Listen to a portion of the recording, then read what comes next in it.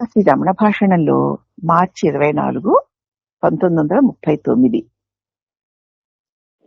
భాషణములు 652.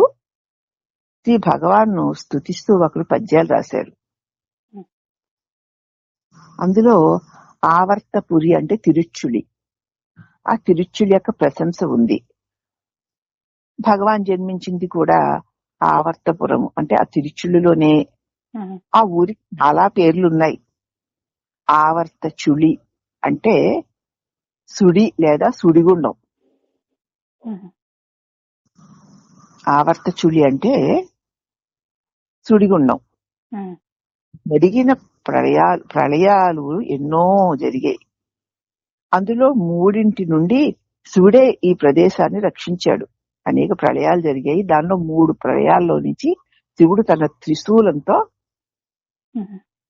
ఈ ప్రదేశాన్ని ఎత్తిపెట్టి రక్షించాట తిరుచుడిని. ఒకనాడు భూమి అంతా జలమగ్నం అయిపోయిందట. ఆ ప్రదేశంలో శివుడు తన శూలాన్ని గుచ్చి పట్టుకున్నాడు. భూమినంతా ముంచేస్తున్న నీరు ఆ శూలం చివరల్లో వచ్చి పడ్డం మొదలుపెట్టింది. అప్పుడు అక్కడ ఒక సుడి ఏర్పడింది. అందువల్ల ఆ ఊరికా పేరనమాట. మరొక ప్రళయంలో శివుడు ఆ ఊరిని తన త్రిశూలం చివరను నిలిపి ఉంచాడు. అందుచేత దాన్ని శూలపురి అని కూడా అన్నారు. భగవాన్ పుట్టిన ఊరి యొక్క విశిష్టత. హిరణ్యాక్షుడు భూమిని నీటిలోనికి తీసుకువెళ్లిపోయాడు. విష్ణువు ఆమెను అంటే ఆ భూమిని ఉద్ధరించాడు. కానీ ఆమెకు రాక్షసుని పాపస్పర్శ సోకింది భూమికి. హిరణ్యాక్షుడు భూమిని నీటిలోకి తీసుకెళ్లిపోయాడు. విష్ణువు ఆ భూదేవిని ఉద్ధరించాడు గాని మరి ఆమెకి ఆ రాక్షసుని పాప యొక్క స్పర్శ అంటుకుంది. ఆ కాలుష్యం కడిగివేయడానికై ఆమె శివుని ఆ ప్రదేశంలో అంటే ఆ తిరుచుడిలో పూజించిందిట. హిరణ్యాక్షుడనే రాక్షసుడు తన్ని తాకిన పాపం పోవడానికి వెళ్ళి తిరుచుడిలో శివుని పూజించిందట. అందువల్ల ఆ ఊరు భూమినాథేశ్వర క్షేత్రము అనబడుతుంది.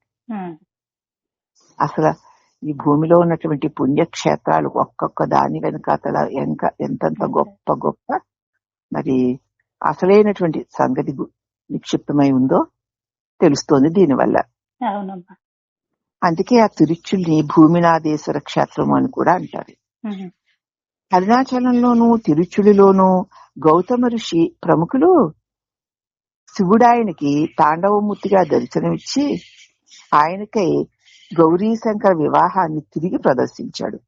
అరుణాచలంలోనూ తిరుచుల్లోనూ కూడా గౌతమ ఋషి ప్రముఖులకి శివుడు తాండవమూర్తిగా దర్శనమిచ్చి ఆయన ఆనందం కోసం గౌరీశంకర వివాహాన్ని కూడా తిరిగి చేశాడు గౌతమ ఋషి.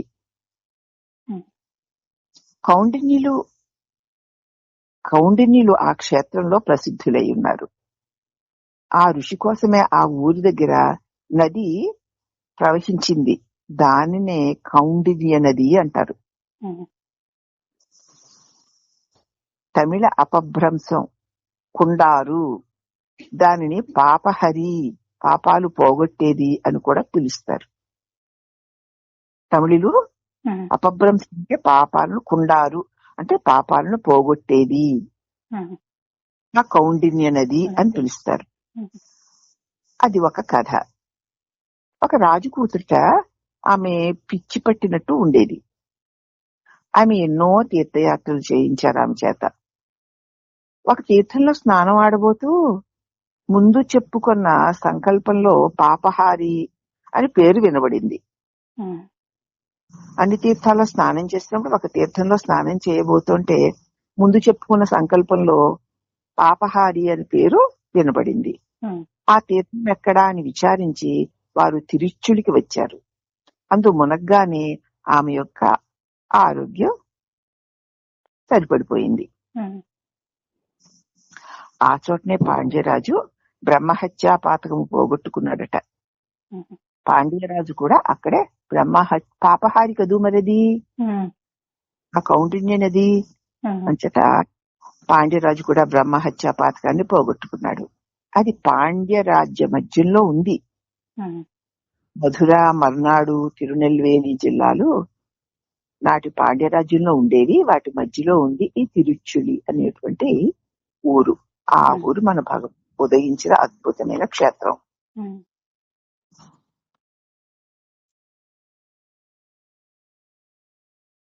ఆ గ్రామంలో గుడి ఎదుట పుణ్య సరస్సు శివుని శూల క్షతం వల్ల కలిగిందిట. ఆ గుడి ఎదుట ఒక పుణ్య సరస్సు ఉందిట. అప్పుడు శివుని యొక్క శూలం గొచ్చడం వల్ల ఆ సరస్సు కలిగిందట. ఇప్పటికీ తమిళ నెల మాసి అంటే మాఘ పౌర్ణమికి ముందు ఆ సరస్సులో రోజుకు ఒక్కొక్క అడుగుగా నీరు నిండుతూ ఉంటుంది.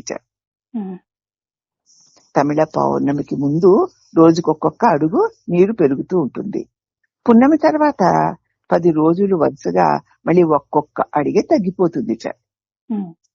ఈ వింత ప్రతి సంవత్సరము అక్కడ జరుగుతూనే ఉంది. ఆ గ్రామంలోని పిల్లలంతా ఈ వింతను విడ్డూరాన్ని చూస్తూ ఉంటారు. అదిగో పెరిగింది పెరిగింది, అదిగో పున్నమి నాటికి ఇదిగో పెరిగిపోయింది అంటారు. మళ్ళీ ఒక్కొక్క అడుగు వచ్చి ప్రతిరోజు చూస్తూ అది మళ్ళీ తరిగిపోవడానికి పిల్లలందరూ వింతగా దాన్ని చూస్తూ ఉంటారు.